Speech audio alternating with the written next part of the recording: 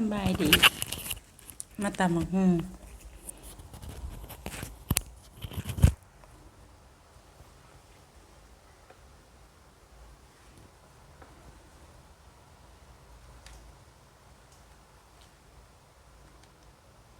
ตำบักหุ่งแซลมอน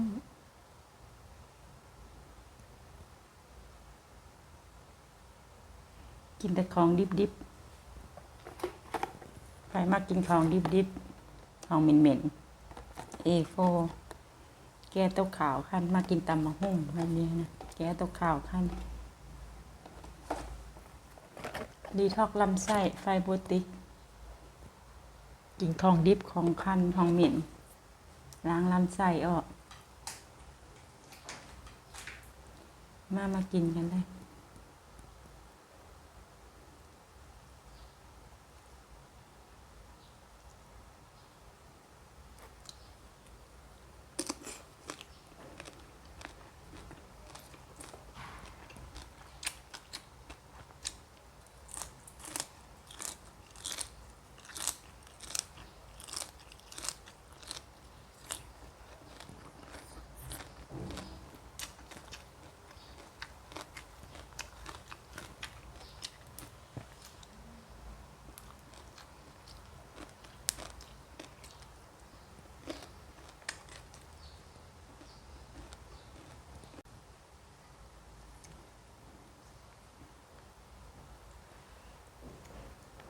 แซ่บคัก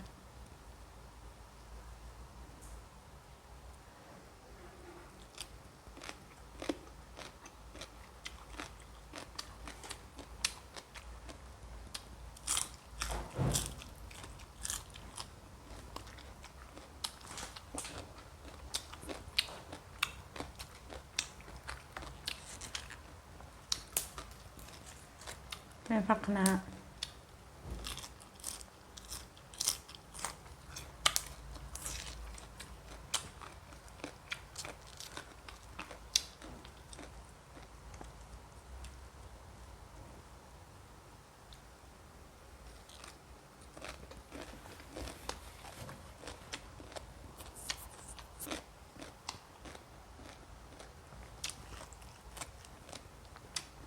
แดดออกแล้วมื้อนี้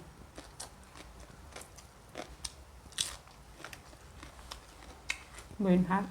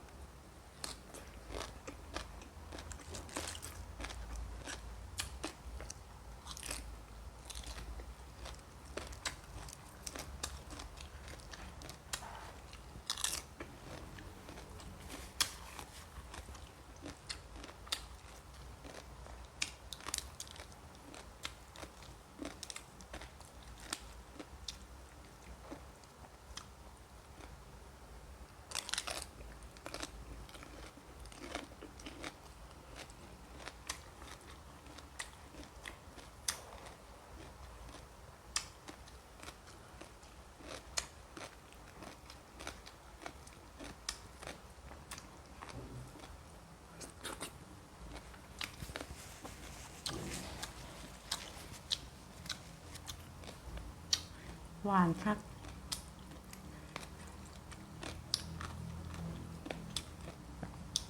เข้ากันคักตำบักหุ่งกับปลาดิบ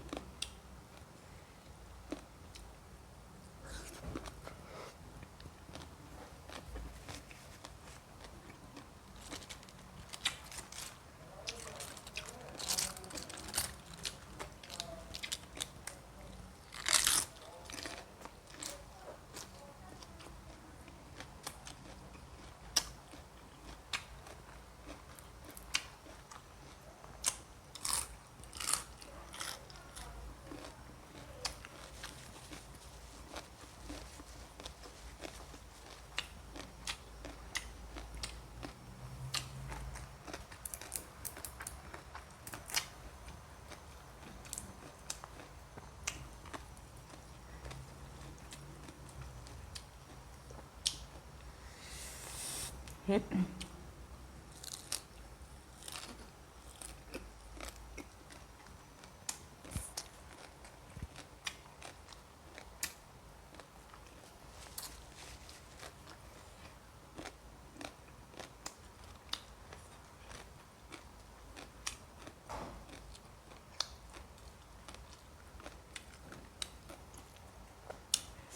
ตำมะพริกแห้ง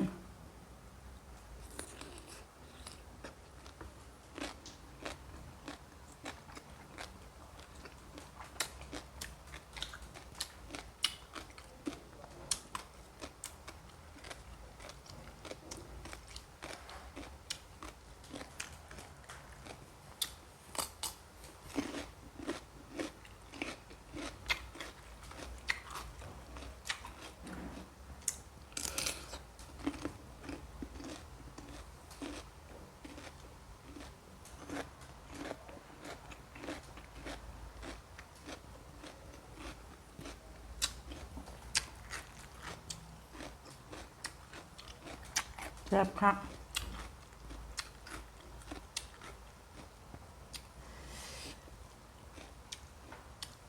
หวานจ้วยๆปลากัน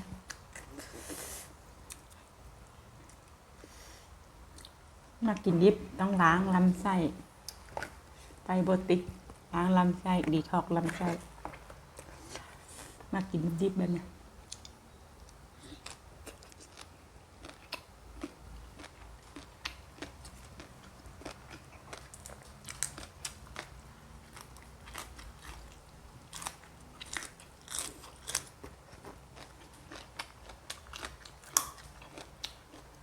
กินพักดิบกับพะยะนะ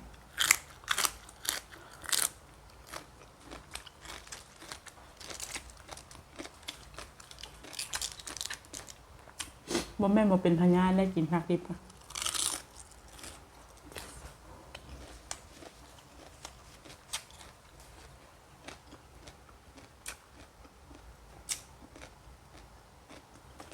ได้แล้วสบายดี